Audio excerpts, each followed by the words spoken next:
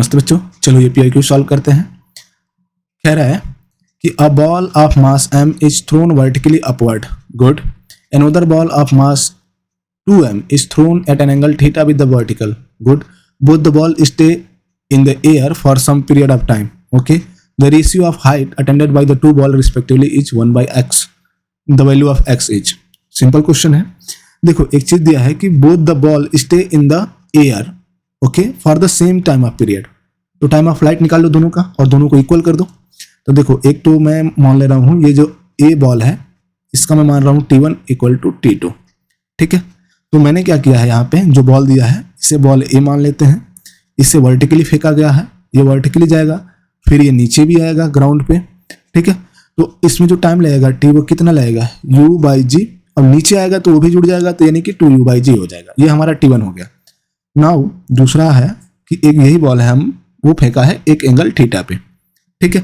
अब चूंकि थीटा फेंका है तो इसका जो टाइम ऑफ फ्लाइट होता है तो आपको पता है कितना होता है, इससे T2 ले लीजिए, 2u sin थीटा बाई जी, ठीक है।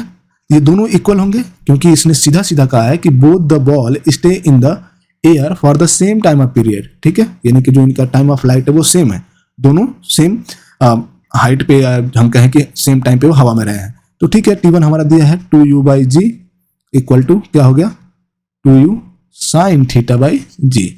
तो आप देखिए कैंसिल आउट हो जाएगा। यहाँ से अगर थीटा की वैल्यू हम निकालें तो ये 1 इक्वल टू क्या आ जाएगा sin थीटा, और ये हो जाएगा sin 90 डिग्री की वैल्यू जो होती है वो 1 होती है।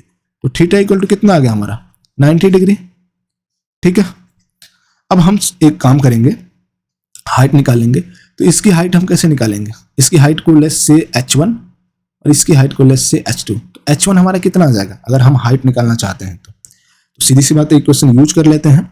तो देखो इसके लिए हम क्या करेंगे, v² equal to u² plus 2as होता है। तो फाइनल वेलोसिटी तो इसमें 0 होगी, इनिशियल वेलोसिटी हमारी u होगी u², ये माइनस हो जाएगा 2g और s हमारा क्या है h, इसे h1 दे देता हूं मैं, ठीक है। तो यहाँ से h1 की वैल्यू अगर हम निकालते हैं तो क्या आ जाएगी u²/2g, ठीक है। इक्वेशन 1 ले लीजिए, यहाँ h2 निकालिए।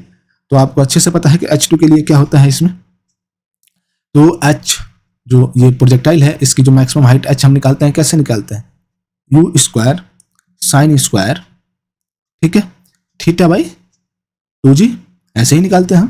तो देखो मैंने थीटा यहाँ पहले ही निकाल लिया था, क्या हो जाएगा u², ये sin 90 की वैल्यू 1 होती है, इसका स्क्वायर करोगे तो 1 ही हो जाएगा, तो ये e²/2g आ जाएगा, यानी कि इसे h2 कह देते हैं हम, ठीक है। ये इक्वेशन 2 ले लीजिए। अब कह रहा है कि the ratio of height attended by the two ball, ठीक है। तो इनकी रेशियो निकाल लो आप, तो यहाँ निकालो आप h1/h2, ठीक है। क्या आ जाएगा, एक minute, let me change the colour. ये आ जाएगा आपका u²/2g डिवाइडेड बाई u²/2g, ये कैंसिल आउट हो जाएगा, सिंपल 1/1।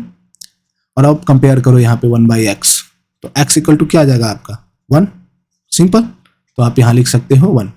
क्वेश्चन बहुत आसान है, मतलब मुश्किल नहीं है, चीजों को बस थोड़ा सा आपको ना एक तरीके से समझना पड़ेगा, ठीक है।